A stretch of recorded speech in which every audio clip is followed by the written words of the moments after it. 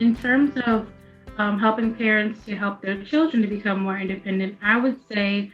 maybe providing some open-ended materials. That's something I've been looking at a lot lately. Things that aren't your typical toy with its one function. Things that they can work with and figure out how they want to play with it and what are all the different ways that they can interact with it in their environment as well, giving them a safe,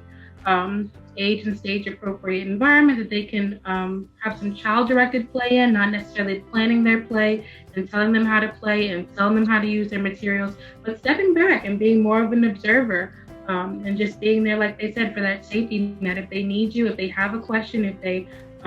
need to test the waters and look back and make sure that you're watching, taking more of the observer role and not necessarily feeling like you have to facilitate and guide the play the entire time.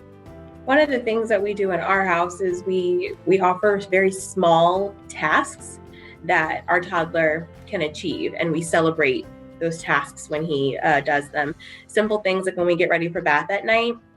we help him take his clothes off, but he puts his clothes inside of his hamper, and he does a little dance every time he gets a shirt in and socks, and same thing, putting his shoes away or getting his shoes out of his closet. We put them at his height. They're on a shelf that he can reach them, so it's just opening up the closet and he goes in and takes things out, but making things so that he has choices, and then we celebrate what he chooses, and we don't necessarily correct. And sometimes it's not always the most matching outfit, but it's what he chose, and it's something that he has control over. And by allowing him that independence,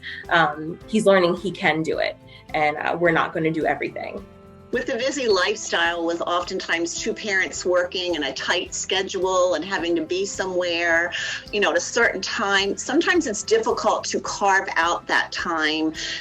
for your little ones to be able to do things by themselves and have that kind of time to allow it to happen, because we're on this just time schedule. So that's important too, because as a parent who worked outside of the home when my two were little, sometimes it's just easier to do it yourself. And so just keeping that in mind as you're planning your busy morning or your, busy bath time, evening ritual, as Alicia was talking about, make sure you give time for that little one. I think also, just to kind of piggyback on that and allowing time, because we don't always have that, but just kind of know going into your day or into a routine that sometimes as the adults, we might need to switch gears.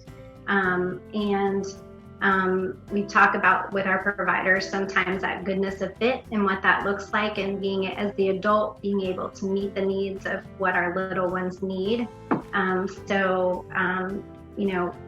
Hopefully 5 or 10 minutes for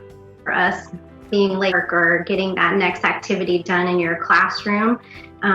will be well worth it when you take that time to let that little one kind of work through that need for independence.